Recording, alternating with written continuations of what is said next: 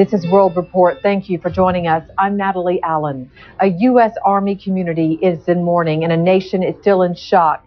People there gathered by candlelight just a few hours ago to pay respects to the 13 people killed on Thursday when a gunman opened fire inside a soldier processing center. Dozens of others were wounded in that attack. The dead include a pregnant soldier who was 1 month away from returning home and a newlywed who had served in Iraq.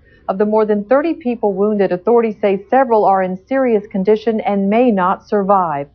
Police also say the suspect is this man, Major Nidal Malik Hassan, an Army doctor. He was wounded in the attack and was moved on Friday from Fort Hood to another military hospital in Texas. The suspect, Major Hassan, was transported today approximately 3 p.m. to Brooke Army Medical Center. I want to emphasize again, let me make it very clear, from the time that Major Hassan was shot and went down, there was 100% control of him. Authorities say Major Nidal Malik Hassan, a psychiatrist, fired more than 100 rounds from 2 guns, one of them a semi-automatic pistol. 2 Fort Hood police officers are being credited with bringing him down with 4 bullet wounds. One of them is Sergeant Mark Todd. When I seen him, he was just standing there, and when I ordered him to drop his weapon, I identified myself. And he raised his weapon and fired a couple of rounds, and then we both took cover. And then he went around one side of the building, and as I started to go after him, the bystander said, "No, he came around, and I came around the other side of the building. And then that's when I seen him again. I ordered him drop his weapon, and he raised it, fired a couple more rounds at me, and I engaged him, and then he fell. I went up and secured his weapon. It took Sergeant Todd and his partner, Kimberly Munley, only 3 minutes to arrive on the scene. Munley shot Hassan, ending the deadly attack, but was wounded. She is recovering after undergoing surgery. Alam recalls in 2003 when a grenade was thrown into a tent filled with U.S. soldiers in Kuwait, killing 2 officers and injuring 14 others. Army Sergeant Hassan Akbar was later convicted and sentenced to death. His lawyer said he was mentally ill and said he wanted to stop U.S. forces from attacking other Muslims. Trisha Villa says she didn't think anything of it when Nidal gave her his furniture, telling her he was going overseas. When he gave me all those things, I said, wow. Hassan gave several other neighbors a copy of the Quran. Lena Brown says when she got her book, Hassan said something she'll never forget. We do things to please God. It's a challenge.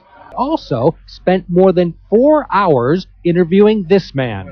Willie Bell lives next door to Hassan. He allowed Hassan to use his computer from time to time. Why an Army major with his own computer would need to use a neighbor's is unclear. The only time he's known to have a visitor was the day before the shooting. Witnesses say the visitor was dark-skinned, had bushy eyebrows, and dressed in Islamic clothing. And they went upstairs. I guess they were up there about 5 minutes, and they came back downstairs and left. But that's the first time I've ever seen anybody go into his apartment.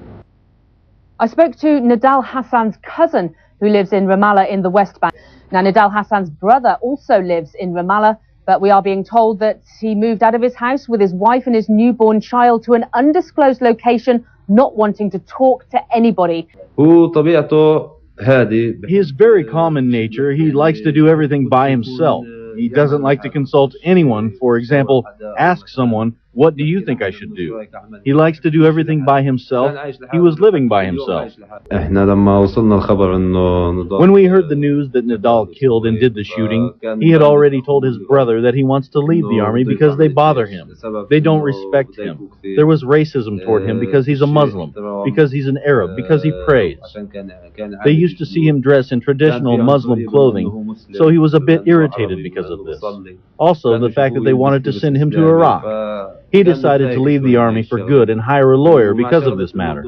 But Mohammed told me that none of this is motive enough. He says that he truly believes there is something else, there is something more personal that has driven him to this. He also says that he is waiting desperately for Nidal to regain consciousness so that he can ask him and find out exactly why his cousin turned into an alleged murderer. Law enforcement sources say an FN 5.7 millimeter semi-automatic pistol like the one shown here was used in the shooting.